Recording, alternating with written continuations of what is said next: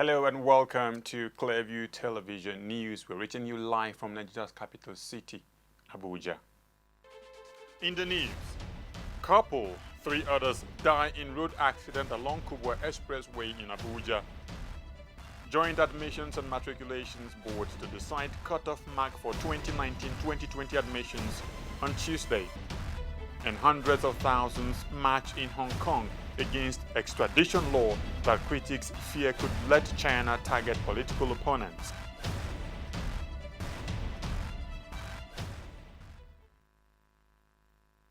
I am Nten Ekban with the details. We begin this special broadcast with a special feature reminding you that 21 years ago, on June 8, 1998 to be precise, Nigerian head of state General Sani Abacha died. Going down memory lane, Clearview TV recalls he had a hectic time on Sunday, June 7, eve of his death. He had hosted Yasser Arafat, the leader of the state of Palestine, and had endured the rigor of protocol. After the departure, a visibly tired Abacha retreated to his bedroom. By midnight, Abacha, after 4 years of playing God, was about to meet God. In remembering the ruler, we are bringing to you the coup speech he read while taking over the running of affairs of Nigeria. Thereafter, we will go through the statistics of this great soldier.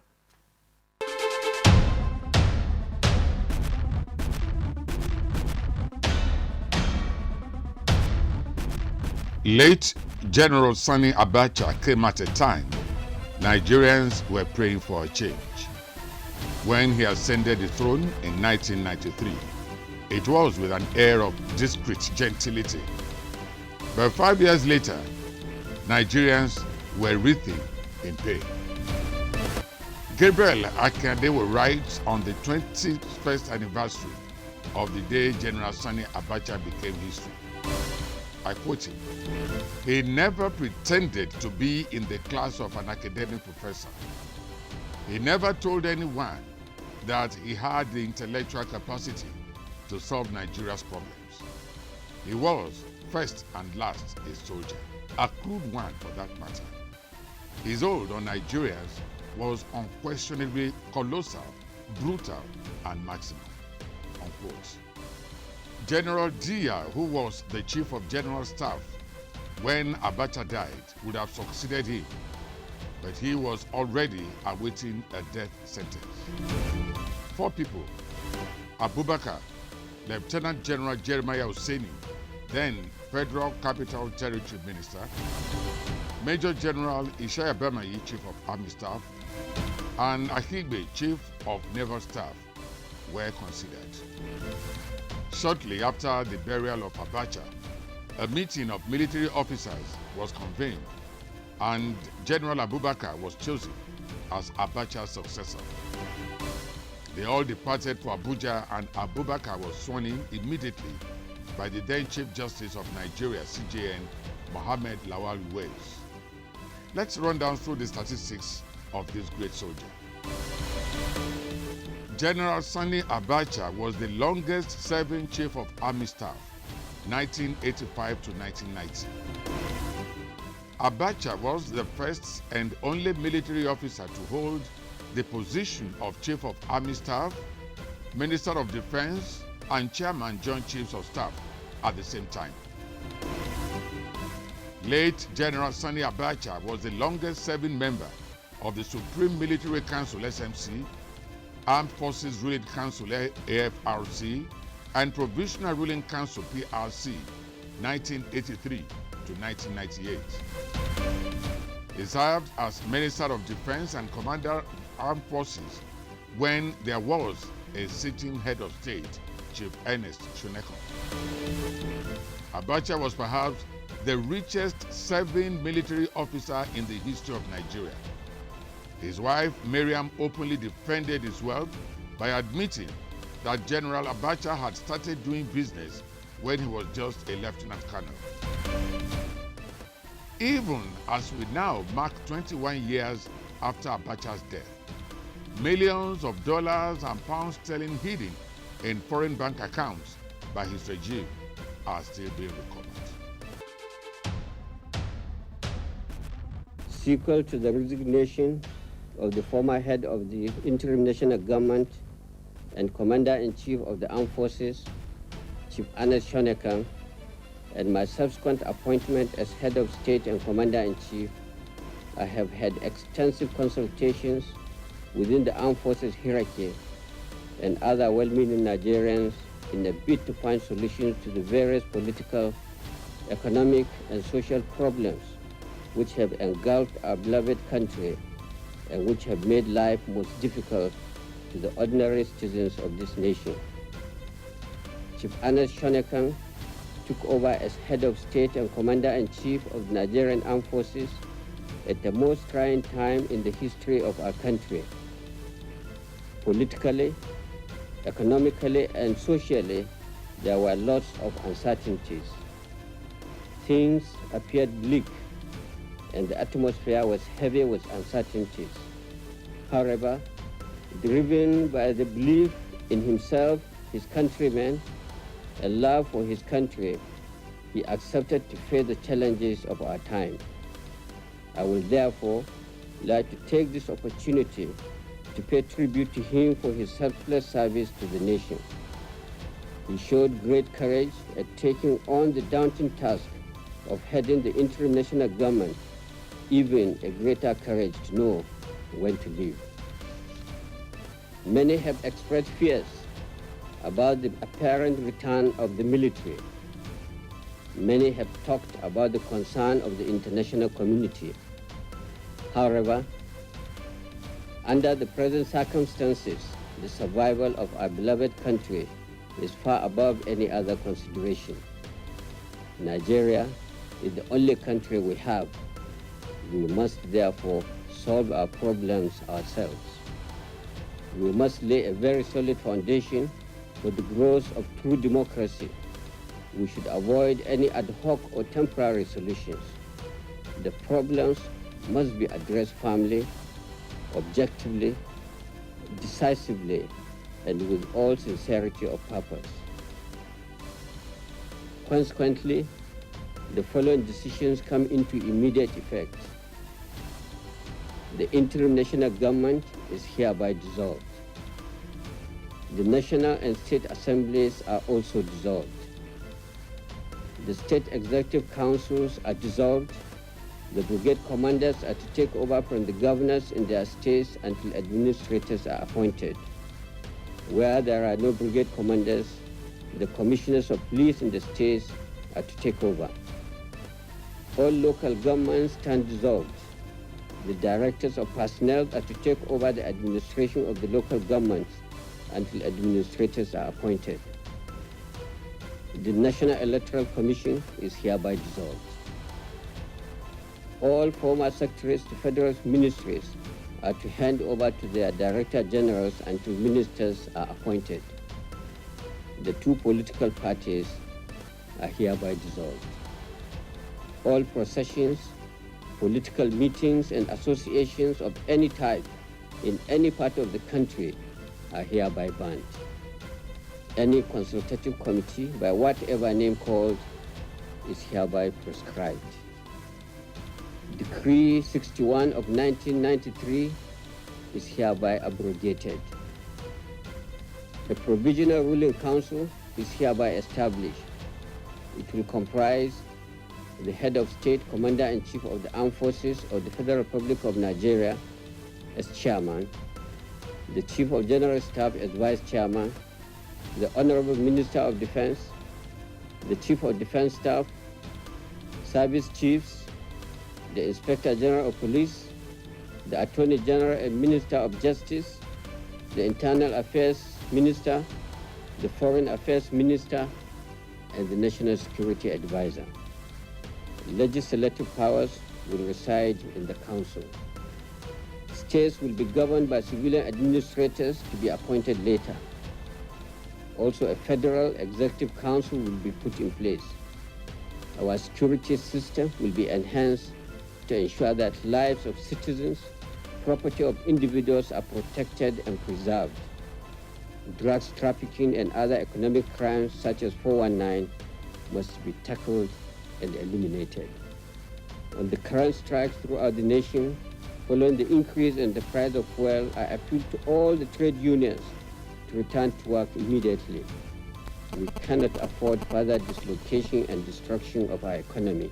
On the closed media houses, government is hereby lifting the order of restriction with immediate effect.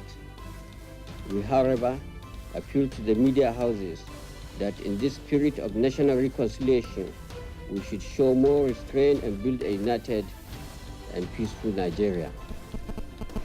Fellow Nigerians, the events of the past month, starting from the annulment of the June 12 presidential election, culminating in the appointment of the former head of state, Chief Anas Shanekan, are well known to you. The economic downturn has undoubtedly been aggravated by the ongoing political crisis. We require well thought out and permanent solution to these problems if we are to emerge stronger from them. Consequently, a constitutional conference with full constituent powers will be established soon to determine the future constitutional structure of Nigeria. The Constitutional Conference will also recommend the method of forming parties, which will lead to the ultimate recognition of political parties formed by the people.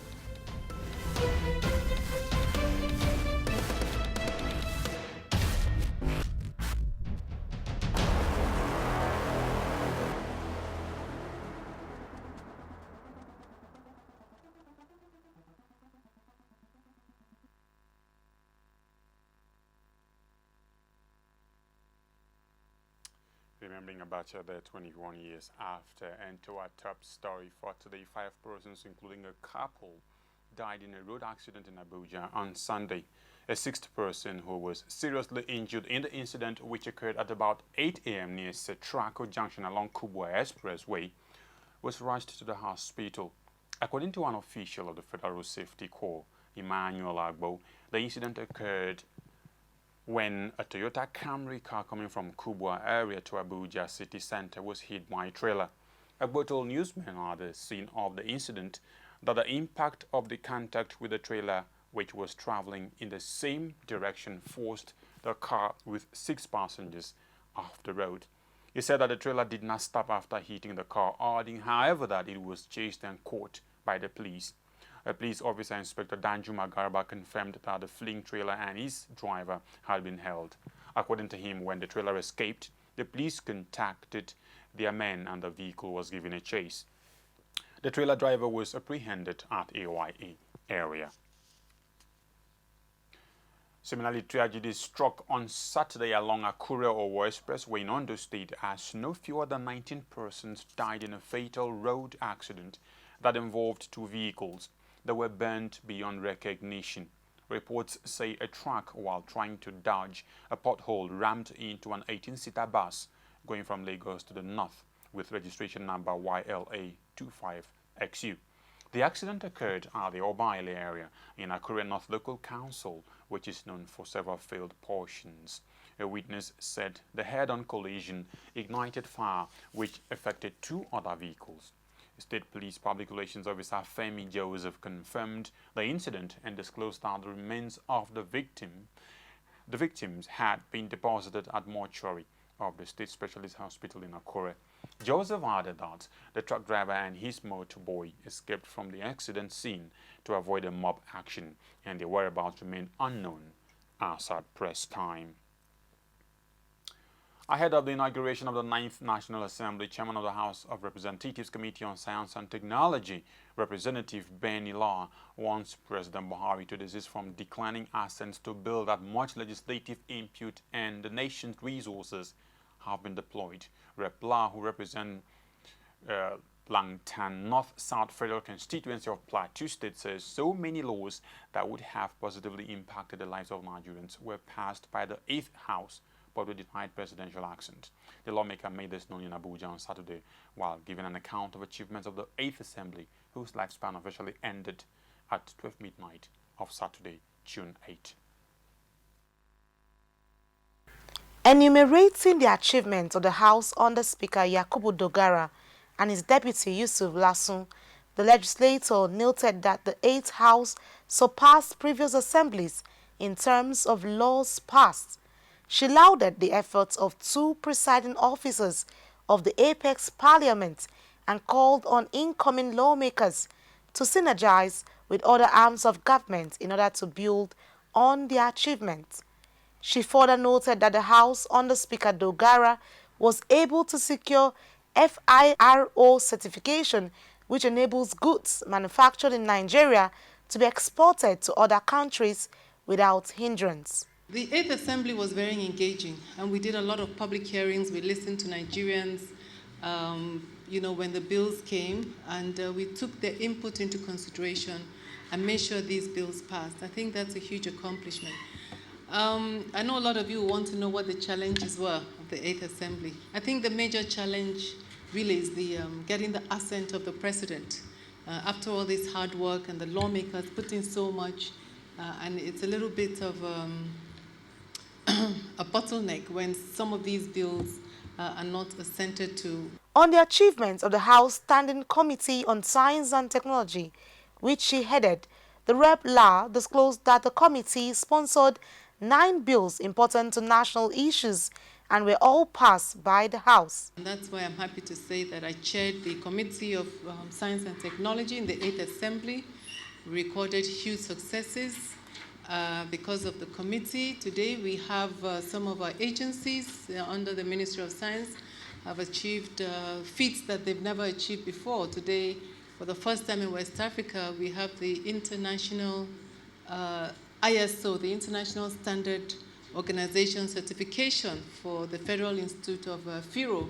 And that's because during the appropriation process, we made sure that they had molecular labs and all the scientific labs they needed to get this certification. This certification is very important because now it will allow all goods made in Nigeria that pass the test from FIRO, the ISO certification, to sell their products in all countries without going for any further testing. So that's a big improvement. It's just an example of a lot of what we've done. She, however, canvassed on total overhauling of the nation's security architecture if the current security challenges facing the nation are to be tackled head-on. Annie T. Patrick, reporting for Clearview Television.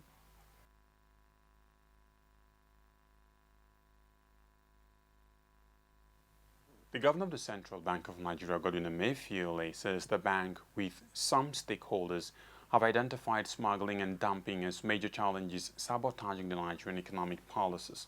The governor said this on the sideline of a consultative roundtable tagged Coin for Growth with some economic stakeholders in Lagos. The essence of the roundtable was to encourage participants to highlight important building blocks that will lead to greater economic growth in the country. It also involves the CBN governor listening to their views on how productivity and investments by companies operating in Nigeria can be improved. Others include how to reduce the nation's dependence on imported goods and increase exports of non-oil goods and services. The bank's chief executive said CBN in due course will come up with the names of those that had been identified as smugglers. President of Dangote Group, Aliko Dangote, says the availability of consumer credit facility is an important portion in fighting corruption in the country. Dangote said this on Saturday in Lagos at a consultative roundtable titled Going for Growth with some economic stakeholders. He said that the Central Bank of Nigeria, CBN, and commercial banks should develop consumer credit products to encourage low-income earners to engage in loan-taking. He also identified a lack of policy implementation as the biggest challenge in the country. Dangote advised that the country needed to promote import substitution for foreign exchange accumulation through proceeds from exports.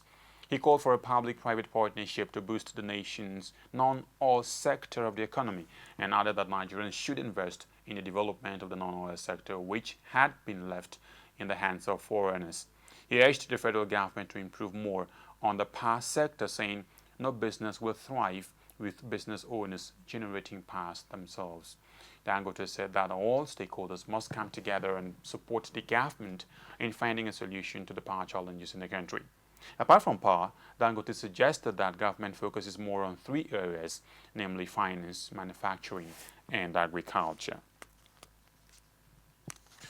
The Securities and Exchange Commission (SEC) has debunked all allegations insinuating lack of due and statutory processes in the investigation of Oando plc. The Commission emphasized that it abided by the fundamental principles of fair hearing in the entire phases of the investigation. According to a statement by the head of corporate communications of the Commission, Efe Ebelo, fair hearing is a paramount and fundamental principle which the Commission, as a law-abiding agency, adheres to in all its investigative processes. He said in the course of the investigation, letters and phone calls were exchanged and meetings held between the Commission and Oando plc, requesting for its comments and explanations on issues relating to the investigations, adding that the findings of the Commission were communicated to the Group Chief Executive Officer of Oando plc by a letter dated July 10, 2017. SEC explained that the responses given by Oando plc were, however, considered unsatisfactory, prompting the decision by the Commission to penalize the company and some of the individuals related to it for violations of securities laws. The statement further added that the actions of the Commission were properly effected pursuant to the provision of the Investment and Securities Act 2007 and the SEC rules and regulations made pursuant to the ISA 2007.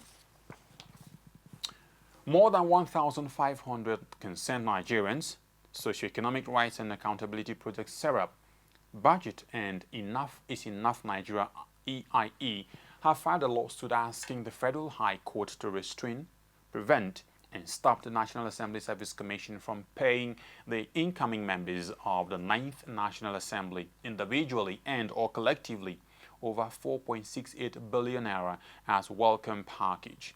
SERAP, Budget, and EIE suing for themselves and on behalf of 1,522 concerned Nigerians stated that the Revenue Mobilization, Allocation and Fiscal Commission has failed to do any downward review of salaries and allowances of members of the National Assembly since 2007, in spite of the economic downturn in Nigeria.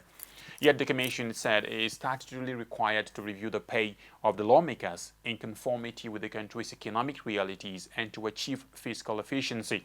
In the suit, filed last Friday before the Federal High Court in Lagos, the plaintiffs argued that given many years of extreme poverty in the country and the inability of several state governments to pay salaries of workers and pensions, the refusal or failure of the Revenue Mobilization, Allocation and Fiscal Commission to review and cut the salaries and allowances of members of the National Assembly is a gross violation of the 1999 Constitution as amended and the Commission's own act.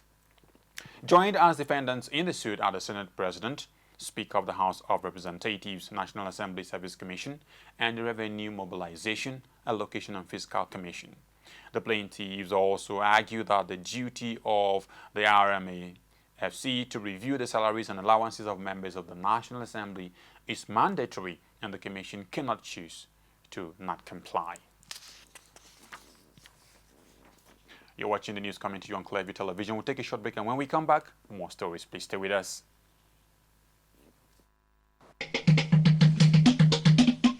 Uni ahoime fanguni enwome ati sojete fanguni iresu amohi baki epezwe ati ameme worokame da shekura novede ibiraba beva says onini isamuhi oneri odovide kura ame oneri saza esikameni avabani voneva savore diaka iresu ibiraba be TV oneva save of down in jozile sokoko eturonone ibiraba be yafabe inyo ishehun dia novede.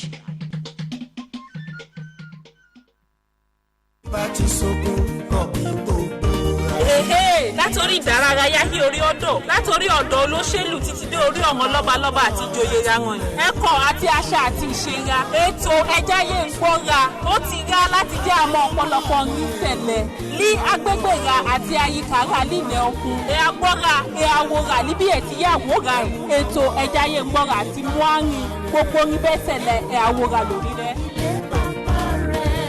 Ẹja sọmọ kọ́ ọmọ sọ.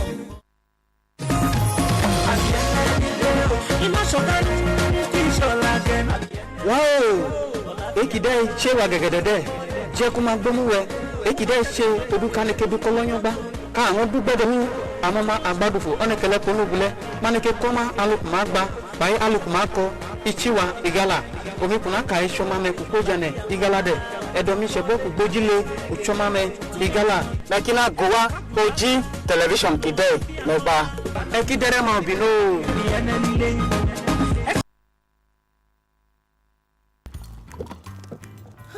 This used to be me.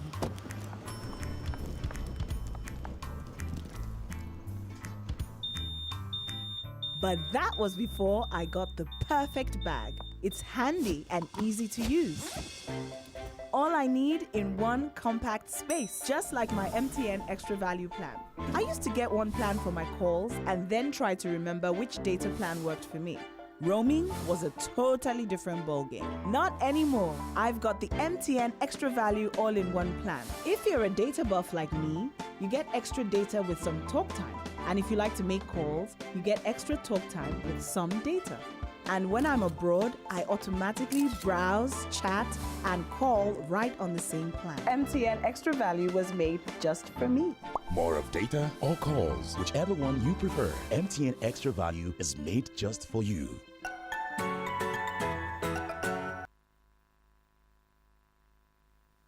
Welcome back.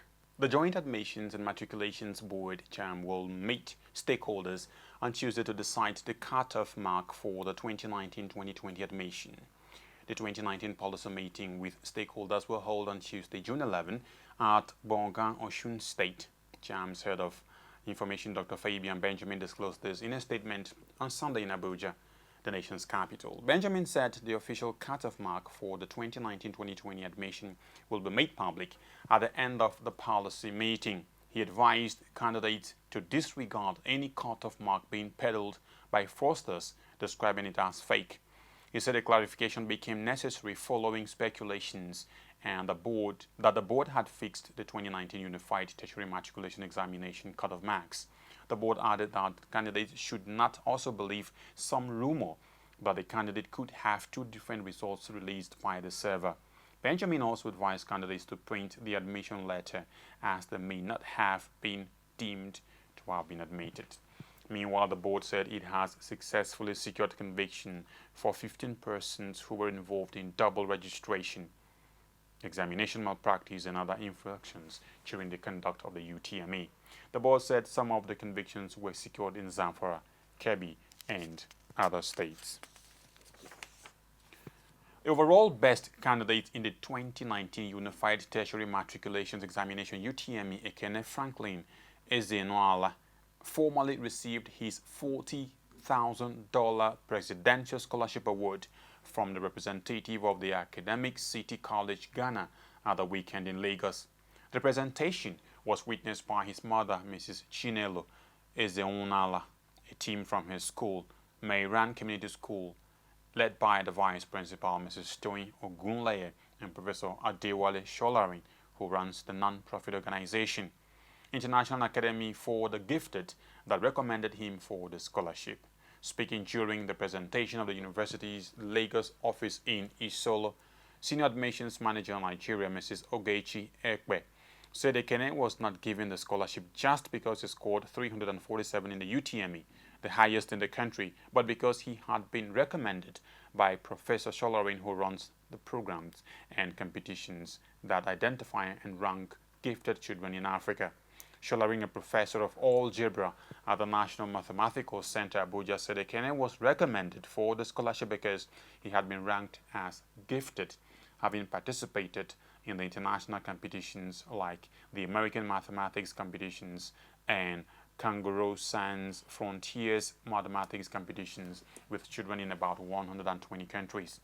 Senior Admissions Officer Ms. Sandra Planktalk said the $40,000 will cover Ekene's tuition, feeding, and transportation, as well as $300 monthly stipends when the school is in session.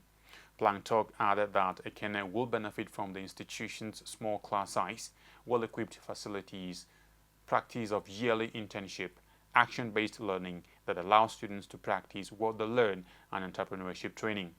Responding to the scholarship, Ekene's mother thanked Academic City for the award and Professor Sholarin. Mrs. Ezenwala A chemistry teacher at Big Tree College, Ghana, however, expressed disappointment about the lack of recognition of her son's feat from her home state, Imo, and the fake news making the rounds that she had received huge sums from government and various groups. Chiefs and leaders of Andoni local government area of Rivers State have been given 72 hours to make sure that 3 abducted expatriates of Rafael Nigeria Limited involved in the construction of the Unity Road in the area are released from their kidnappers. The state governor, Nyesom Wike, handed the ultimatum to the leaders of Andoni, vowing that at the expiration of the order, he would officially call off the Andoni aspect of the Unity Road project, as well as cancel the recognition of all government-accepted chiefs in the area, calling on other communities in the state to make efforts to protect contractors and workers working on project sites in their areas. He, however, vowed to hand same sanctions to chiefs and leaders of any community that failed to protect project contractors from kidnappers. The expatriates were said to have been abducted by some youths of Andoni about a week ago while they were working on the Unity Road project. They have since been kept by the abductors despite efforts to free them. And similarly, Mr. Nkpon Ijonama, President Andoni Youth Coalition, has urged the police and other stakeholders to swing into action and ensure the release of 3 Lebanese construction workers kidnapped in Rivers on Saturday. Ijonama said the foreign workers for Radford Construction Company handling ongoing construction on the Andoni Unity Road were in the early hours taken hostage by kidnappers. He said that the kidnap had since attracted an ultimatum by Governor Nyesom Wike, who threatened to revoke the contract if the victims were not urgently released. The youth leader also said that the governor has tasked all government-recognized traditional rulers in Andoni local government area to ensure quick rescue of the kidnapped victims or risk losing their traditional stools and certificates of recognition. Describing the peculiarity of the area, especially its leadership formation and terrain, the youth leader said it would rather be difficult to successfully handle security challenges using the traditional rulers, as there was no single leader saddled with a supreme authority in the area. The Economic and Financial Crimes Commission, the EFCC, has said that the Office of the Attorney General of the Federation has constitutional powers to take over any criminal case at any stage of investigation. Mr. Tony Orila, the spokesman of the Commission, made this known in an interview in Abuja on Sunday. Orilade was reacting to the takeover of the case of alleged 25 billion naira fraud filed against former Gombe State Governor Senator Danjuma Goje by the Commission. According to Orilade, by virtue of the existing law, the Office of the Attorney General of the Federation has the power to take over any criminal case at any stage, adding that it is exactly what has happened. The Office of the Attorney General of the Federation had on Friday taken over the case of an alleged 25 billion naira fraud filed against Senator Goje, APC Gombe Central. Goje was until Thursday last week a contender for the post of the President of the Senate. He withdrew from the race after meeting with President Muhammadu Buhari and immediately endorsed his rival, Ahmed Lawan of Yobe APC.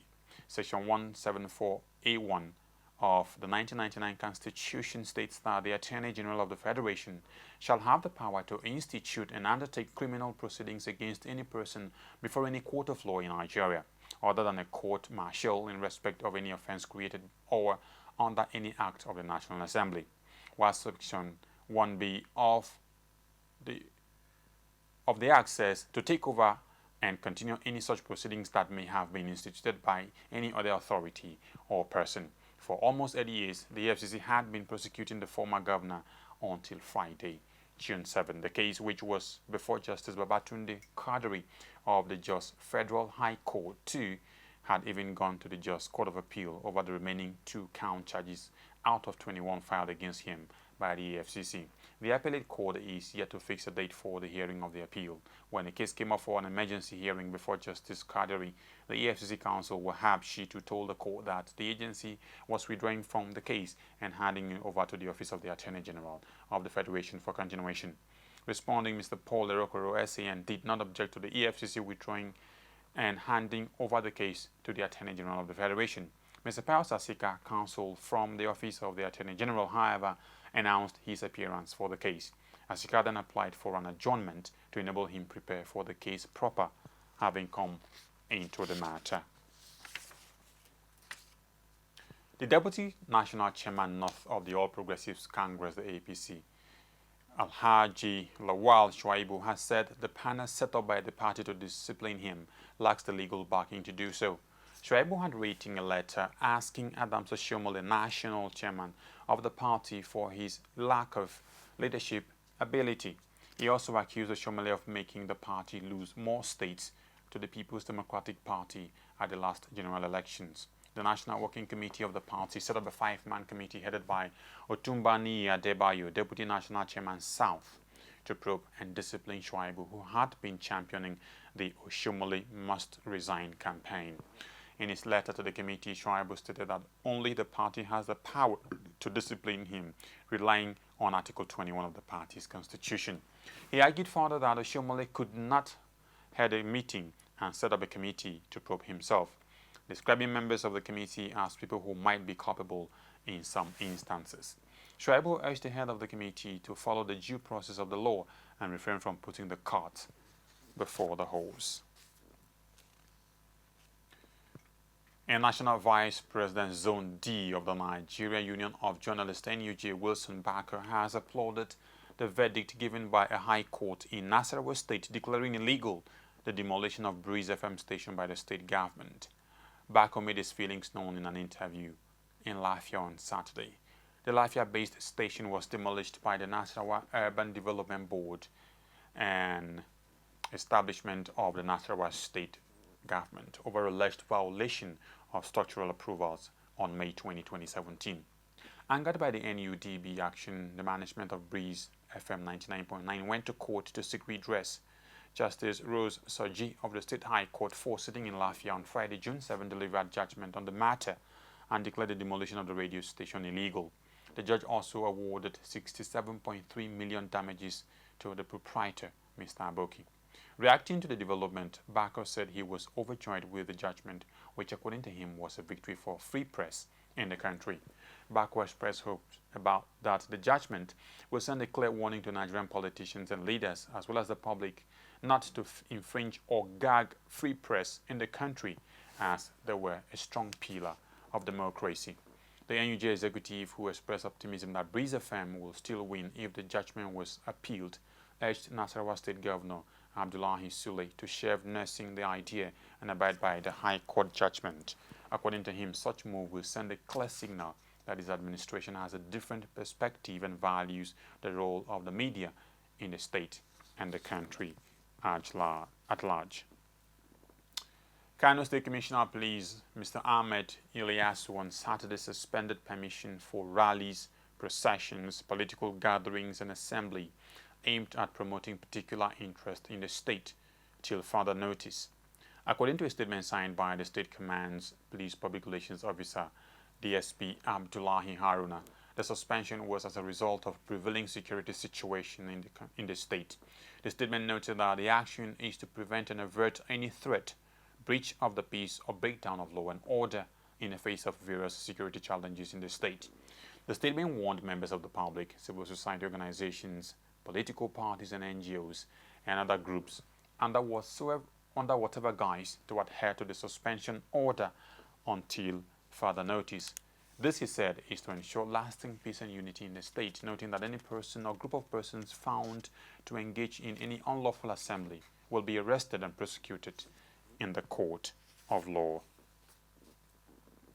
It's time for another break, and when we come back, it's going to be time for foreign news. Please stay with Clearview TV News.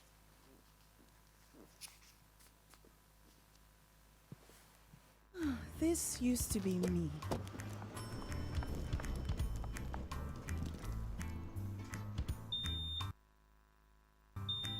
But that was before I got the perfect bag. It's handy and easy to use. All I need in one compact space, just like my MTN Extra Value plan. I used to get one plan for my calls and then try to remember which data plan worked for me. roaming was a totally different ballgame. Dr. Not Saraki's anymore. background in the I've private got sector and MTN his desire extra for value excellence all-in-one would see him. plan. If you're a data buff like me, you get extra data with some talk time. And if you like to make calls, you get extra talk time with some data. And when I'm abroad, I automatically browse, chat, and call right on the same plan. MTN Extra Value was made just for me. More of data or calls, whichever one you prefer. MTN Extra Value is made just for you.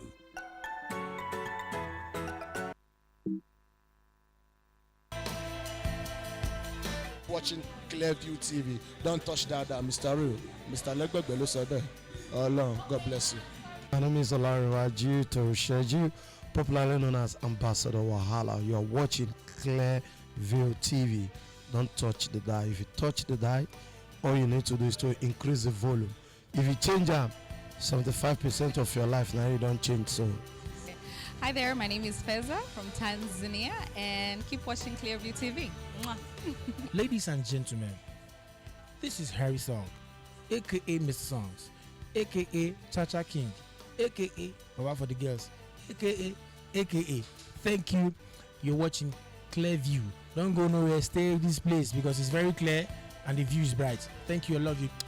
Yo, what's up, my people? It's your boy Skibby Mayana, the Oracle. Nobody can tackle. And you're watching Clearview TV. Oh, clear. Oh, clean. Skibby says so. Let's go. My name is Simi, and you're watching Clearview TV.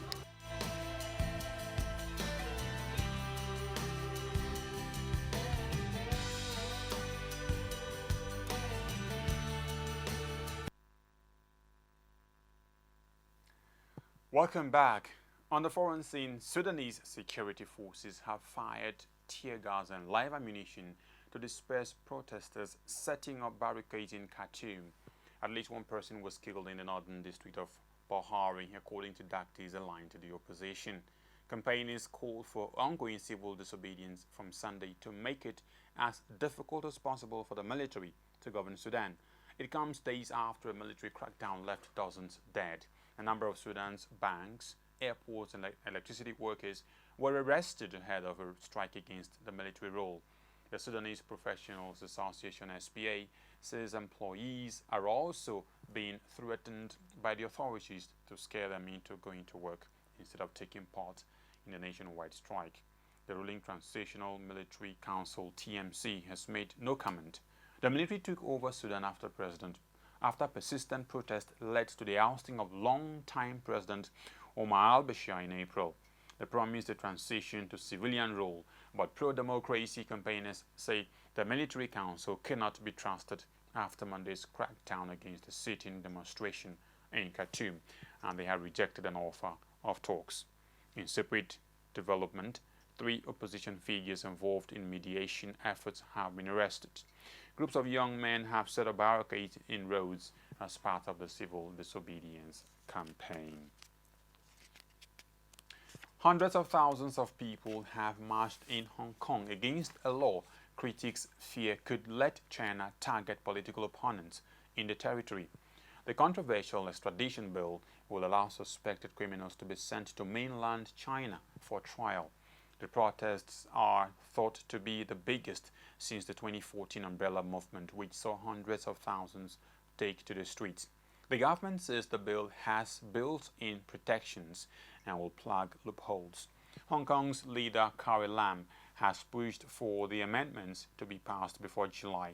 Supporters say safeguards are in place to prevent anyone facing religious or political persecution from being extradited to mainland China. But the bill's critics say those in the former British colony will be exposed to China's deeply flawed justice system, and it will lead to further erosion of the city's judicial independence. Protesters marching in the sweltering heat, dressed in white, include a wide range of people from business people and lawyers to students, pro-democracy figures, and religious groups. Moldova's political crisis has escalated with an interim president calling snap elections on 6 September. Pavel Filip, who was appointed by the Constitutional Court to succeed Igor Dodon, also dissolved the parliament. But the parliament declared Mr. Filip's moves illegal, saying the country's state institutions have been seized. The stalemate follows general elections in February, where no clear winner emerged between rival pro-EU and pro-Russian parties. They are now fears that the prolonged political crisis could lead to violent clashes on the streets. Moldova, a former Soviet republic, lies between the EU and Ukraine and is one of Europe's poorest countries. On Sunday, the Constitutional Court in the capital, Chisinau, relieved Russia-backed President Dodon from his duties because of his refusal to dissolve the parliament. The court also appointed Mr. Philip, a pro-EU former prime minister and interim president. This comes a day after the pro-EU Akim political bloc and Mr. Dodon's socialists struck an unlikely deal and formed a compromise government. In parliament, lawmakers also declared that Moldova's state and legal institutions have been seized by influential oligarchs, calling for the resignation of several top officials. But the formation of the new government took place a day after constitutional deadline for this expired. Tens of thousands of people crossed the border with Venezuela and Colombia after it reopened for the first time in 4 months on Saturday. The crossing was closed in February at President Nicolas Maduro's request as opposition leader Juan Guaido prepared to bring in US-backed humanitarian aid. The country has faced shortages of basic supplies as a result of a severe years-long economic crisis. More than 4 million people have fled the area since 2006. UN agency says, according to Colombia's foreign ministry, more than 30,000 Venezuelans arrived on Saturday, with almost 37,000 leaving by the end of the day. The borders with Colombia, Brazil, and Dutch Antilles Islands were all closed earlier this year after the opposition organized delivery of foreign aid, which was denounced by Mr. Maduro as part of an effort to remove him. Last month, Mr. Maduro announced the reopening of the border with Brazil and the island of Aruba, but Aruban authorities said the border would remain closed. Announcing the reopening of the border with Colombia on Twitter, Maduro, who has blamed the country's crisis on a Washington-led economic war, said in Spanish, "We are a people of peace that strongly defend our independence and self-determination." The closures had caused problems for towns along the border that have come to rely on Colombian cities for essential products and services, and many people have crossed illegally, at times having to pay tolls to criminals controlling passage. Before it closed, some 30,000 people a day will cross the Simon Bolivar. Police in Kazakhstan have arrested hundreds of people protesting against the poll to elect the country's first new president in 30 years. The election was called after long-term leader Nursultan Nazarbayev, 78, stepped down in March. His hand-picked successor, interim president Kasim Jomart Tokayev, is widely expected to win the vote. Protesters and opposition candidates claim Sanders' poll was not free and fair. Mr. Tokayev, 66, disputes their claims and has described the process as democratic and open. Large-scale protests, the biggest the country has seen in years, against the election have been reported in Kazakhstan's capital, Nur-Sultan, and its largest city, Almaty. Those protests, hundreds of peaceful demonstrators calling for a boycott of the vote, and several journalists and activists monitoring them were detained by police. Kazakhstan's Deputy Interior Minister Marat Kozayev said 500 people had been arrested at unsanctioned rallies. Mr. Tokayev, who cast his ballot in the capital, has urged police to exercise restraint. He told the newsmen in his government that he will be tolerant towards those with different views. When we come back after this break, it will be time for sport. Please stay with us.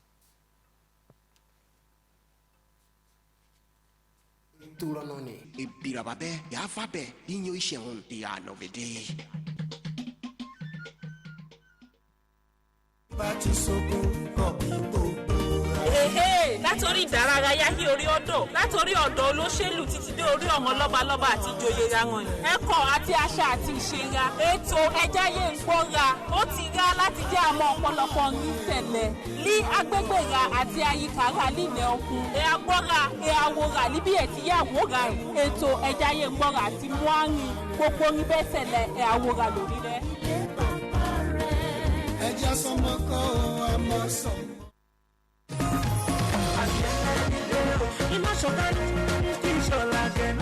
Wow! Ekide ṣe wa gẹ̀gẹ̀dẹ̀dẹ̀ jẹ́ kó máa gbómú wẹ. Ekide ṣe odúkanikebi kọ́lọ́yọ́gbá. Ká àwọn dúgbẹ́dẹ̀ ní àwọn ọmọ àgbàdùfò ọ̀nẹ́kẹlẹ́ ponúbulẹ̀. Mánike kọ́má alùpùpù máa gba báyìí alùpùpù máa kọ ìchíwa ìgalà. Omi kùnà ká iṣọ́ máa mẹ kókó jẹnẹ ìgalà dẹ̀. Ẹ̀dọ̀mí ṣẹ̀bọ́ kò gbójúlé òṣọ́ máa mẹ ìgalà.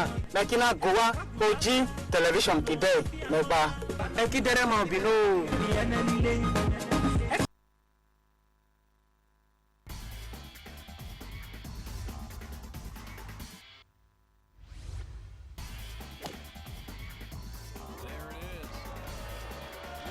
Shot from Tiger. And the Jamaican juggernaut scores his first goal for a professional side. And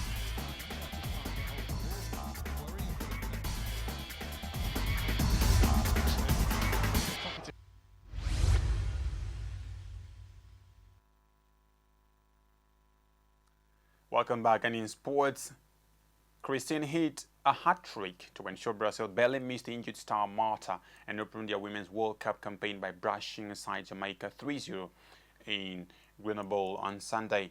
Christine started in place of Marta, who has not recovered from a thigh injury. The 34-year-old, collecting her 139th cap, headed in the opener at 15 minutes, scooped a rebound over the line after 54 minutes and curled a free kick in off the underside of the bar after 64 minutes. While Jamaica's pace sometimes troubled the Brazilian defense, Brazil could have won by more. Reggae Girls goalkeeper Sydney Snyder made a string of good saves, including a dive to gather Andressa's weak 38th minute penalty. Formiga, appearing in a record 7th World Cup and at 41 years and 98 days to the oldest woman to play in a competition, controlled midfield. Paris Saint-Germain defender Diane, who had flown in from Brazil on Friday to replace injured Erika, came on in the 76th minute. And back home, Nigeria Super Eagles coach Gennaro Rowe Sunday announced his 23-man team for the 2019 African Cup of Nations. Leicester City striker Kelechi Iheanacho and Rotherham United central defender Semi Ajayi are left out of the squad. Captain John Mikel Obi, Chelsea Joe Kennedy Romero and Ola Aino, Arsenal's Alex Iwobi, goalkeeper Ike Chukwuezenwa and 18 other players will be on the plane to Somalia.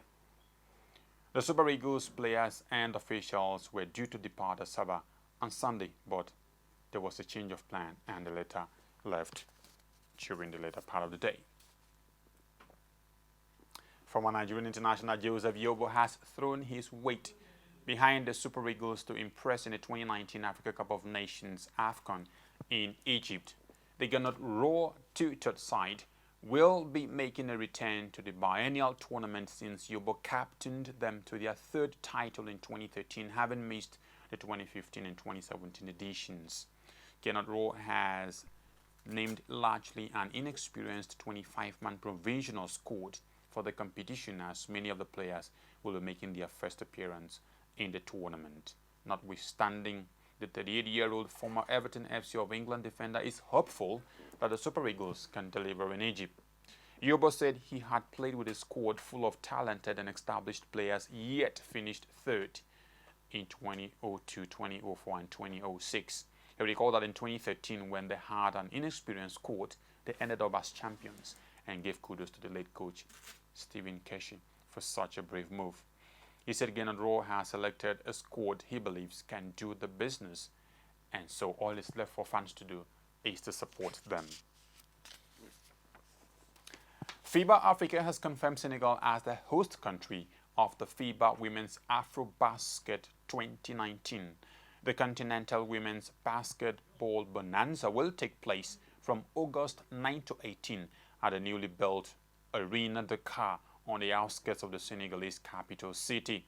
The announcement was made during a meeting between the FIBA Africa delegation led by FIBA Africa Regional Director Alphonse Bile, Senegal Minister of Sports Mataba, and Senegal Basketball Federation President Babacar Ndiaye.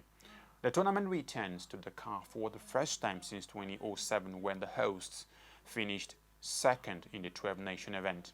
While a number of regional qualifying tournaments are currently taking place across the continent, teams qualified include Senegal, reigning champions Nigeria, Mali and Mozambique, who all qualified by virtue of reaching the tournament's semi-final 2 years ago in Bamako, Mali. They are joined by Cameroon, who secured FIBA Africa Zone's 4th solo ticket for the finals, while Zone 2's Cape Verde beat Guinea last month, advancing to the tournament for the first time since 2013. Zone 6 qualifiers is currently underway in Harare, Zimbabwe, and will be decided between the host country and regional powerhouse Angola, who finished 6th 2 years ago in Bamako. Russian athletes may miss this year's World Cup Championship in Doha after the International Association of Athletics Federation voted to continue its doping ban. The IAAF took the decision at the council meeting in Monaco, the 11th time it has voted to maintain the ban. Athletes have not been able to compete for Russia since November 2015 after state-sponsored doping was uncovered. The World Championships will take place from 28 September to 6 October. Under the terms of the IAAF ban, Russian athletes cannot compete under their own flag. However, athletes who have met the IAAF Doping Review Board's drug testing criteria can compete under a neutral flag. More than 70 Russian athletes competed as neutrals at the European Championships in Berlin in August 2018. The latest decision to uphold the ban puts the IAAF at odds with other sporting bodies such as the World Anti-Doping Authority WADA and the International Olympic Committee OIC, who have revoked their own suspensions of Russia. In February 2018, Russia's Olympic membership was restored after its suspension from the 2018 Pyeongchang Winter Games, while WADA lifted its 3-year ban in September the same year. And just before we go, let's look at the stories that made headlines. 5 persons, including a couple, died in road accident in Abuja on Sunday. The Joint Admissions and Matriculations Board, JAM, will meet with stakeholders on Tuesday to decide the cutoff mark for the 2019-2020 admission. And hundreds of thousands of people have marched in Hong Kong against the law critics fear could let China target political opponents in the territory.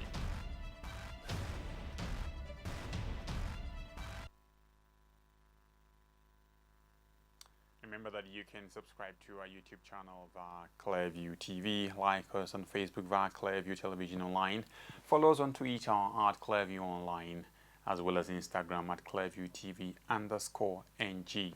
You can also watch Clearview TV on Natcomsat with any free-to-air decoder.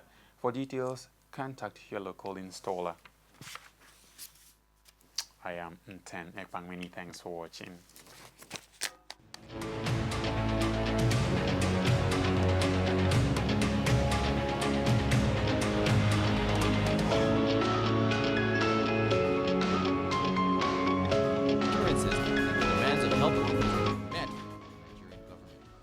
Throughout his tenure, Dr. Saraki always recognized and fought to improve.